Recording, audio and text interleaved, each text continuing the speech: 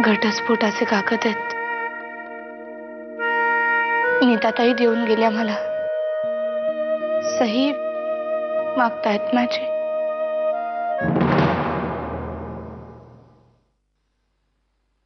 चल माझ्या बरोबर. अमृता. नीता गप्प बस. नीता. अमृता. हे काय एवढी हिंमत झाली तुझी? आज जानकीला तू साईन करायला डिवोर्स पेपर्स दिलेस.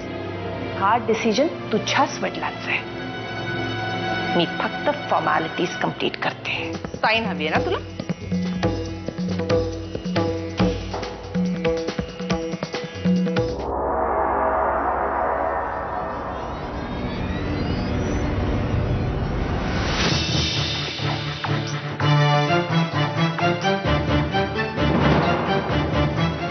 चल जानकी.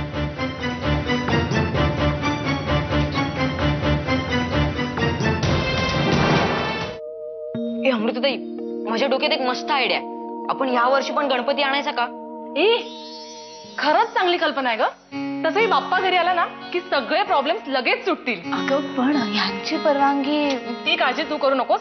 बाबांना कसं कन्व्हिन्स करायचं ना ते मी बघते. गण्या, ह्यावेळी गणपती आणायचा. बोला तर मग. गणपती बाप्पा मोरया.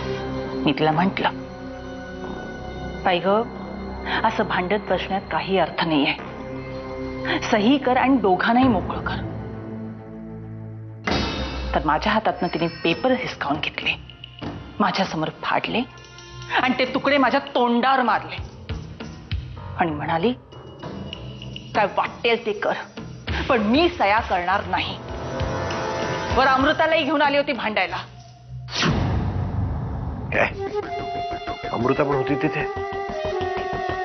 हो, आणि अमृताचं असं म्हणणं आहे की मी तुझे कान भरले. जानकीची अरेरावी वाढायला लागली आहे. नसीमा, प्लीज प्लीज स्वतःला त्रास करून घ्यायचा नाही.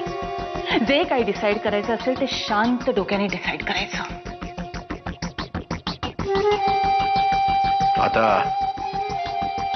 आता हे प्रकरण मीच हँडल करेन.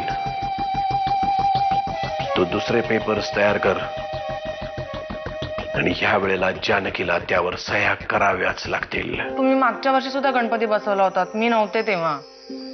आणि तसं सुद्धा आता गणपती जर घरी आले ना तर घरचं वातावरण स्वच्छ व्हायला मदत होईल ग. प्लीज बोल ना. छान. म्हणजे गणपती हवाय तुम्हाला आणि बाबांशी बोलायला मात्र मी पुढे व्हायचं काय? मग आता घरात सगळ्यात सिनियर कोण आहे? मग तो मान तुलाच नको का मिळायला? कळतंय. हा, मला कळतंय बरं का. खरंच पण गणपती आले घरात तर मला सुद्धा खूप बरं वाटेल.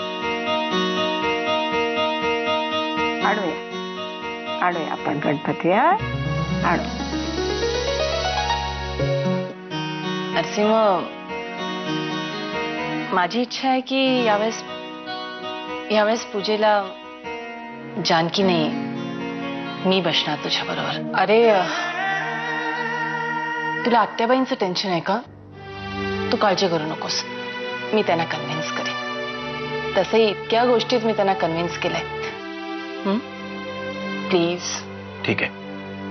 नाहीतरी जानकीशी माझं नातं नावापुरतंच राहिलंय, तर उगाच गणपतीपुरता देखावा कशाला? तूच बस माझ्यासोबत पूजेला. या स्पीडने काम करत राहिलास ना तर विसर्जनाचा दिवस उजाडला ना तरी आटपणार नाही. हे तू मला सांगतेस? मग ही सगळी तयारी मी केली आहे आणि तू फक्त उंटावरून शेळ्या आहा का? काय म्हणालास तू? मी उंटावरून शिळा असते? आता तर ना तू गेला नाही नाही, अगं सॉरी. सॉरी काय? अगं नाही, पण अमन नाहीये म्हणून ना तू गण्या. उद्या सकाळी गणपतीची पूजा होईल. तुला वाटत असेल घरातली सून म्हणून तुला तो मान मिळेल, पण या भ्रमात राहू नकोस. उद्या माझ्याबरोबर नीता पूजेला बसेल. उद्या तुझी नाटकं नको आहेत म्हणून तुला आत्ता सांगून ठेवलंय.